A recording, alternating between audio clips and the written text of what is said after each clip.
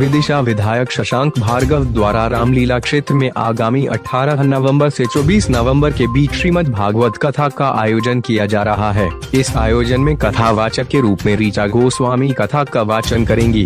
वहीं 18 नवंबर को मां दुर्गावनज कांच मंदिर से भव्य कलश यात्रा निकाली जाएगी और कथा का वाचन होगा। इसके बाद रासलीला का आयोजन किया जाएगा।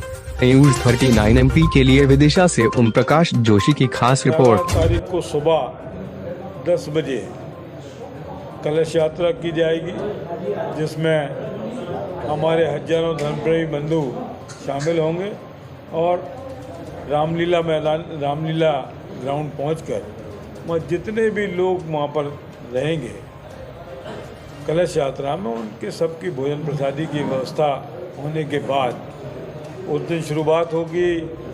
18 तारीख को कथा की, शाम को रासलीला होगी और विशेष बात यही है इसमें कि कथा के साथ साथ भगवान कृष्ण के दर्शन करने का मौका रासलीला के माध्यम से विदिशा की जनता को, विदिशा के धर्मप्रेमी बंधुओं को मिलेगा। मुझे बड़ा सौभाग्य है मेरा कि बहन जी ने इस कार्य के आयोजक के रूप में मुझे चुना है। मैं भगवान का भी शुक्रगुजार हूँ और बहन जी का भी कि ये आयोजन यहाँ पे जो हो रहा है धार्मिक, उसमें मुझे सहभागिता मिली है।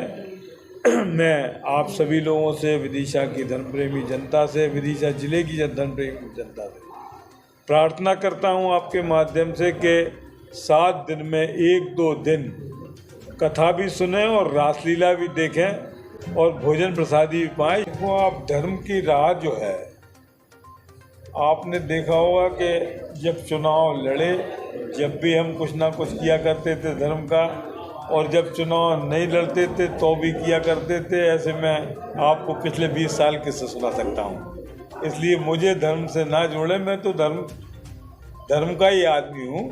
फर्जी धर्म नहीं है मेरे पास कि जो कुछ भी लोग कह दें और धार्मिक हो जाएं। जो लोग धर्म की बात करते हैं उन्होंने आज तक एक भी आयोजन नहीं कराया होगा।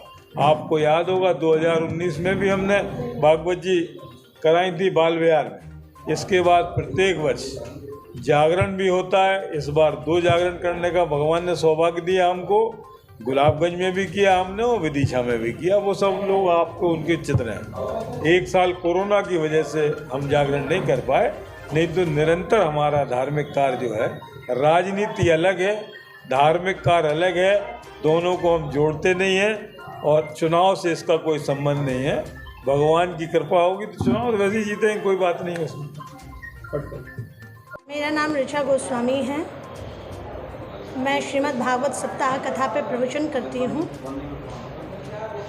5 साल की उम्र से कथा कह रही हूँ। 26 साल हो गए मुझे कथा कहते हुए।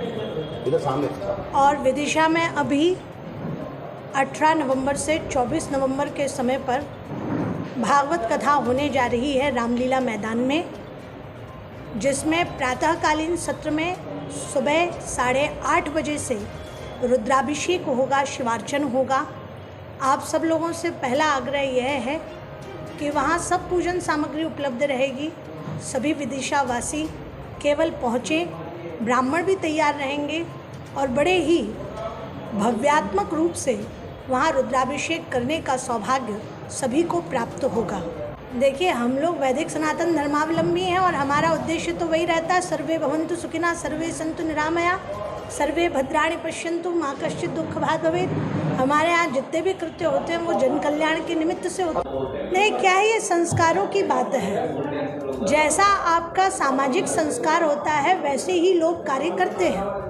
अब चूँकि आज के परिवेश में सामाजिक संस्कार बन गया है भौतिकतावाद का, मॉडर्निटी का, हो ये गया है कि पश्चिम देशों ने भारतीय संस्कृति को अपनाना चालू कर दिया और भारतीय जन पश्चिम संस्कृति की नकल करते हुए उसके पीछे अंधाधुंध भाग रहे हैं। तो पश्चिम संस्कृति वालों के पास पैसा पर्याप्त था परंतु संस्कार नहीं थे।